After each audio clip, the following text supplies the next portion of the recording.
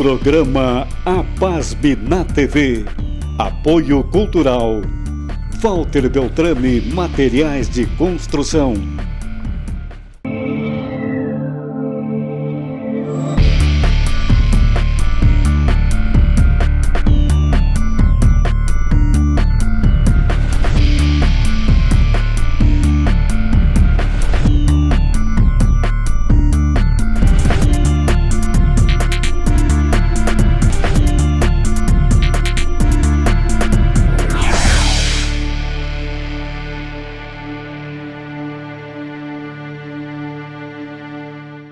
Seja bem-vindo ao nosso programa APASM na TV, o programa da Associação dos Profissionais de Administração de Santa Maria, aqui na nossa TV Santa Maria, o canal da nossa comunidade. E como você sabe, o nosso programa conta sempre com o apoio de Walter Beltrame. Em Santa Maria e região, este é o nome em materiais de construção. Você quer saber mais sobre o trabalho da APASM? Acesse nosso site www.apasmrs.org ou nossos perfis nas redes sociais no @apasmoficial. E hoje nosso programa está recebendo em nosso estúdio a visita do coordenador de relacionamento da ASUFSM Santa Maria, Associação dos Servidores da Universidade Federal de Santa Maria, Eloís Guimarães Cristino, e também coordenador da CUT Região Centro, que vai nos falar um pouco sobre a situação do Serviço Público Federal, especialmente sobre a Universidade Federal de Santa Maria e suas perspectivas perante o cenário macroeconômico. Obrigado, Eloís, pela sua presença em nosso programa. Seja muito bem-vindo em nosso estúdio.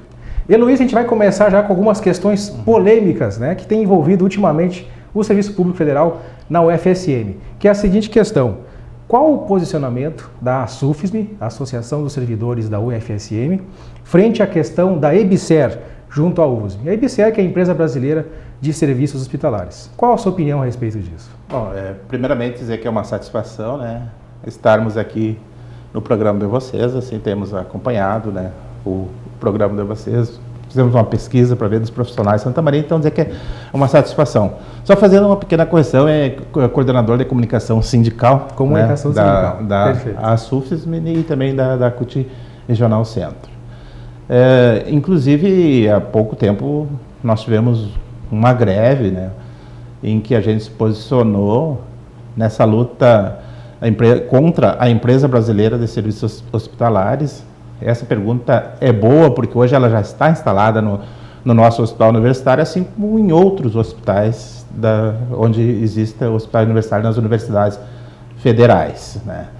O nosso posicionamento é bem tranquilo. Nós somos contra a terceirização, a privatização da educação e da saúde. Então, a Empresa Brasileira de Serviços Hospitalares, ela representa um outro ente jurídico dentro da administração dos hospitais universitários. Nós somos... o ingresso no serviço público é via concurso público e regime jurídico único. O que acontece com a Empresa Brasileira de Serviços Hospitalares? É um outro regime. Os trabalhadores que entram para trabalhar na EBSER, nessa empresa, são regidos pela CLT. Daí já há uma diferenciação. Existem as pessoas do quadro e regidos pela CLT. Agora você imagina assim, então é uma questão realmente de princípios para nós. Não contra os trabalhadores, esses trabalhadores, que hoje já é uma realidade que existe dentro das universidades. Então, é exatamente isso. Nós defendemos que o ingresso no serviço público seja por concurso público, regime jurídico único e estatutário. Então, é um outro regime diferente do nosso, que somos dos quadros. E o governo tem como princípio base garantir a educação e a saúde para a população. Então, está desvirtuando o tripé dos hospitais universitários, de ensino, pesquisa e extensão. São hospitais escolas, eles são para preparar os profissionais na prevenção à saúde. Então, desvirtuando realmente o papel do Estado, o papel do governo de plantão. Então, nossa posição é bem tranquila. A gente entende que é um processo lento, e no caso da EBSER foi rápido, de privatização. Agora você imagina, empresa de serviços educacionais, e assim se instalar todo no serviço público, uma coisa que é o dever do Estado cumprir esse papel. Então, o nosso posicionamento é bem tranquilo. e deixar bem nítido que não é contra essas trabalhadoras que, né, não tem culpa de abrir o concurso e instalar, né? Então, E a SUFESM representa também esses trabalhadores da EBSER? Ou alguma classe, ou eles são classe separada? A nossa federação, né, que ela agrega os trabalhadores, hoje ela está na representação da negociação, mas a maioria dos trabalhadores são ligados à Condicef, né? Aqui na nossa cidade, ligado à Sinasref, que também é um sindicato dos servidores públicos federais aqui do estado também, né? Então, ainda na SUFES não tem, nós temos que alterar o nosso estatuto, mas há um interesse muito grande da gente poder também defender e lutar por esses trabalhadores. E mesmo que eles não sejam filiados ainda, né? A nossa luta nas relações de trabalho que eles enfrentam, a negociação coletiva deles, né? Ele também. Então, a FASUBRA representa e tem assento na negociação. Até porque, nesse caso, trabalham juntos, né? Com regimes diferentes, mas trabalham, às vezes, no mesmo ambiente. Dois regimes jurídicos diferentes, né? Numa mesma instituição, que tem o mesmo objetivo, o mesmo fim. Sim. Até essa questão de disparidades, algumas questões até nos vêm à tona. Tem alguns telespectadores nos encaminharam algumas perguntas, sabendo que o Luiz estaria aqui. Até chegou a seguinte questão do Leonardo, tá? Da Tancredo Neves, que nos perguntou o seguinte, que ele é servidor da UFSM também. Ele disse assim: muitos servidores da UFSM questionam a disparidade nos horários de expediente e na questão do ponto eletrônico. Qual a opinião hoje da SUFESM frente a esses dois assuntos? A questão da disparidade dos horários de expediente e a questão do ponto eletrônico. Qual é o posicionamento da SUFESM hoje? Bom, esse é um ponto, com perdão da redundância, né? É um ponto, é uma bandeira de luta da SUFESM. É uma desigualdade que são tratados os servidores, né? Lembrando que os servidores são técnicos administrativos em educação e os docentes também, né? Então, por força de lei, nós somos obrigados a registrar o nosso ponto. E que agora é de maneira eletrônica. A administração da universidade já assinou um termo de ajustamento de conduta que esse ponto vai ter que ser biométrico. Então, realmente, nós não somos contrários a registrar a nossa presença dentro do nosso serviço, da nossa função. Mas essa desigualdade de tratamento é um grande problema. Então, nós fomos contrários à instalação do ponto eletrônico, porque exatamente através de uma denúncia do Ministério Público Federal e da Procuradoria, a Advocacia Geral da União, que obrigou que nós tivéssemos que registrar o ponto eletrônico. Porque nós, de qualquer maneira, existe uma chefia, né? Nós temos que registrar a nossa presença dentro do serviço. Temos certeza que cumprimos isso com muita qualidade e nós somos servidores do público, então existe uma população que nós temos que servir, né? Então é essa desigualdade. E a questão paralela também ao ponto eletrônico, nós temos uma comissão que estuda o horário corrido escalonado, que daí ele trata que os horários, né, as unidades e subunidades das universidades abertas de no mínimo 12 horas, né? Para isso existiria a redução da jornada de trabalho e o setor abriria no mínimo 12 horas, né? Então já está sendo implementada na universidade isso, né? Nós entendemos que no interesse público e não como um privilégio de cada servidor, mas o setor cada vez mais aberto. Já temos experiências como a Pró-Reitoria de Assuntos Estudantis, que atende os estudantes, as bibliotecas, a Biblioteca Central, setoriais, o próprio Hospital Universitário já trabalha nessa questão do horário corrido escalonado e outros setores, né? Entendemos que deva permanecer e tornar uma política pública isso, né? Nós também é uma bandeira com o governo central, fez parte da negociação da greve, não conseguimos, né? Mas então temos uma legislação que permite que a gente possa flexibilizar a jornada de trabalho no interesse público para poder melhor atender a população. Dependendo, claro, das especificidades, né? A especificidade de cada setor é no interesse público, né? Não como um privilégio, a especificidade e melhor atendimento ao público. A experiência nos setores que estão acontecendo estão muito boas, porque encontrava-se setores fechados ao meio-dia, antes das 8 horas, hoje então tem setores que abrem das 7 da manhã às 19 horas, outros das 8 às 20 horas, e isso aí está sendo muito positivo. Aqueles horários, como no horário do intervalo do almoço, depois das 18 horas, depois das 17 horas que os setores eram fechados, hoje eles estão abertos, então a gente notou melhoria no atendimento. Melhoria no atendimento, inclusive do público em geral e dos estudantes, que são os nossos maiores usuários, né, que não deixam, às vezes, de faltar a aula e podem... Na saída da aula, muitas vezes, poder nos usufruir do serviço. No hora do almoço, né? Então, é positivo, né? Então, aonde foi implementado isso, a experiência sempre foi muito boa. E Luiz, agora nós vamos para um intervalo e logo depois nós já voltamos. Segure aí.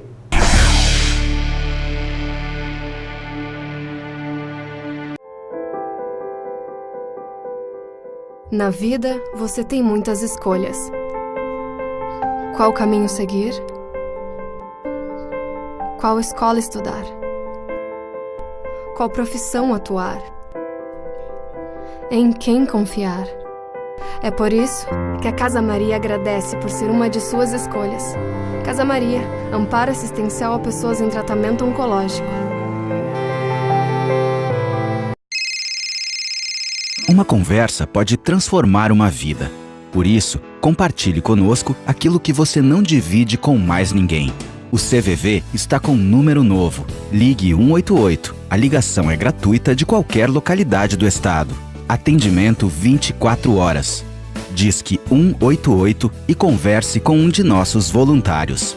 CVV, Centro de Valorização da Vida. A linha que faz você seguir em frente. Estamos de volta com o nosso programa APASME na TV, o programa da Associação dos Profissionais de Administração de Santa Maria, aqui na nossa TV Santa Maria, o canal da nossa comunidade. E o nosso programa conta sempre com o apoio de Walter Beltrame. Este é o nome em materiais de construção.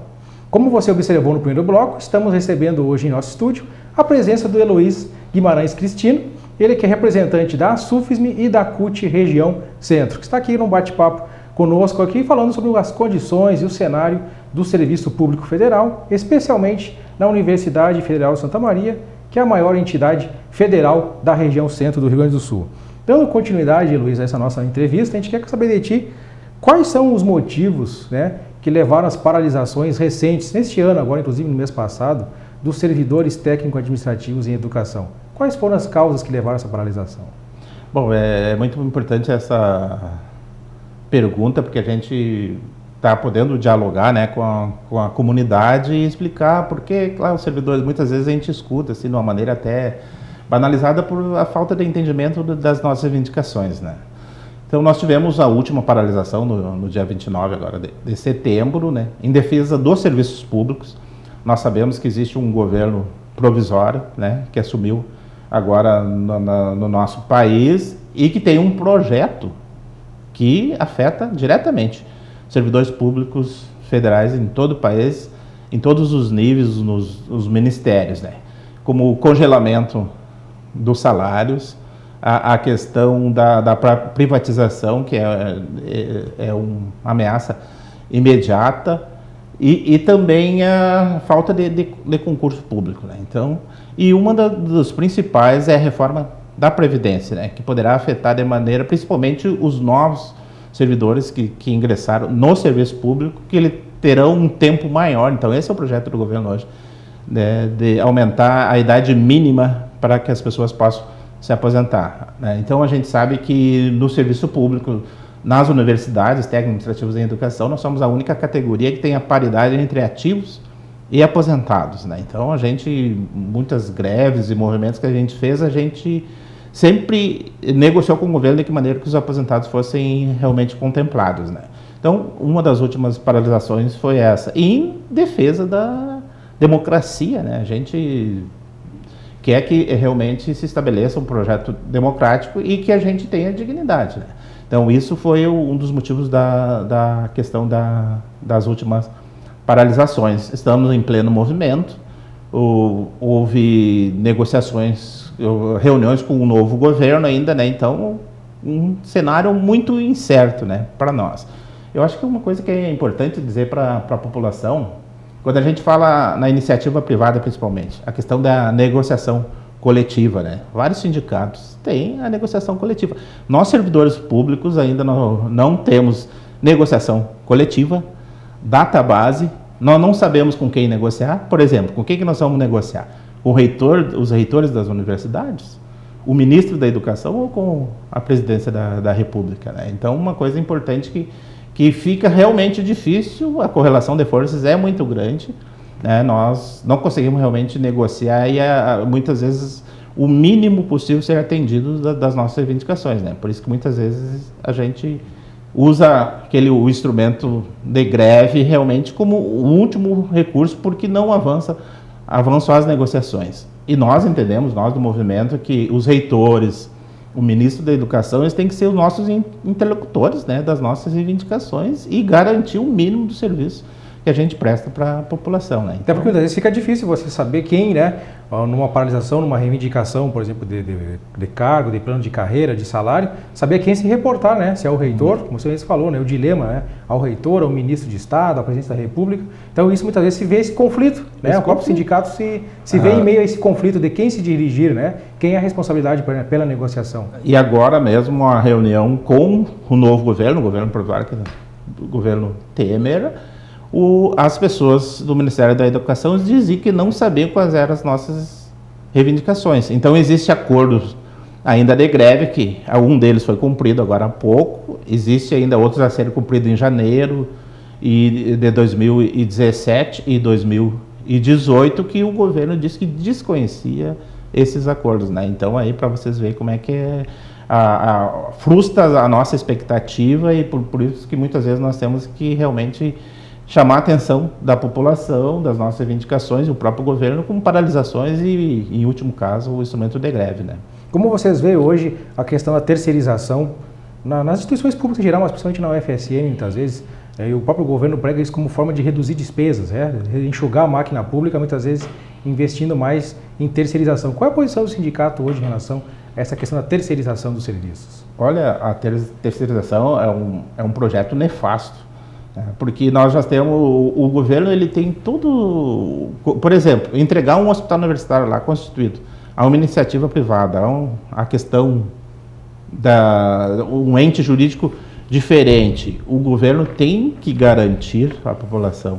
Isso está escrito na Constituição, né? Os direitos básicos, a educação, saúde, habitação, o próprio lazer, né? Então a nossa luta realmente é de forma intransigente contra a terceirização.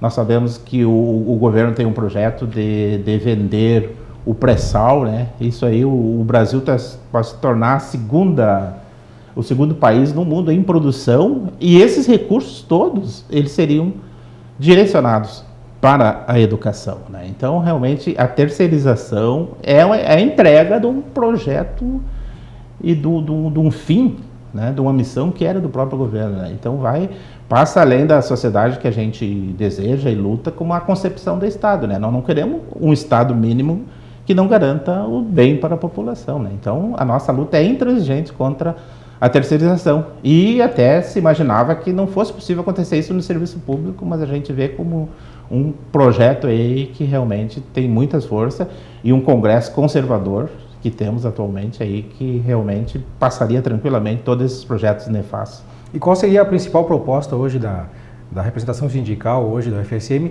para a questão da educação superior no Brasil, ou até mesmo a educação básica? O que vocês pregam hoje na defesa da educação? Além de não incentivar a terceirização, qual seria a outra principal proposta, ou as principais propostas de vocês para a melhoria da educação?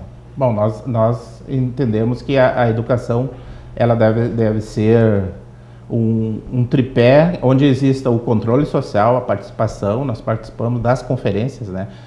Participamos já de 2 conferências nacionais da educação, em que nós assinamos, juntamente com a sociedade civil, os governos em todas as esferas, apresentamos um documento lá onde a gente pensou a universidade, a educação para os próximos 10 anos, né? Então nós queremos manter uma educação inclusiva, libertária e transformadora, e que realmente, principalmente as trabalhadoras e trabalhadores possam, através dessa educação, né, conseguir a sua emancipação. Então, talvez seja uma utopia a gente dizer isso, né?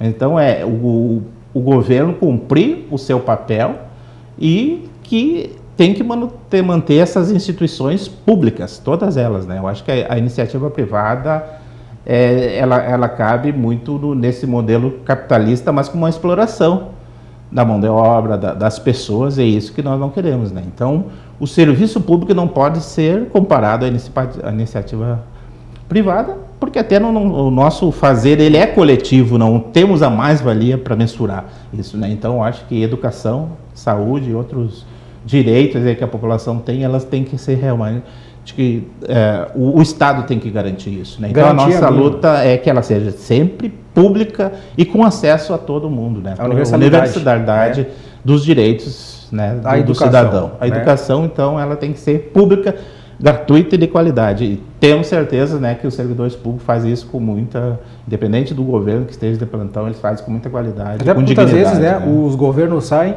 e os servidores ficam. Permanecem. Nós estamos na ponta do serviço. Então, né? a gente que está muitas vezes, né, servidor público, serviço público, é o reflexo dos seus servidores, né, que ficam, que são a continuidade da história do serviço público. Luiz, nosso tempo de televisão é curto, estamos tendo que encerrar o nosso programa pelo tempo, que é curto realmente. Te agradeço pela presença em nosso estúdio e o nosso programa APASME na TV fica por aqui. Obrigado pela sua audiência e até o nosso próximo encontro.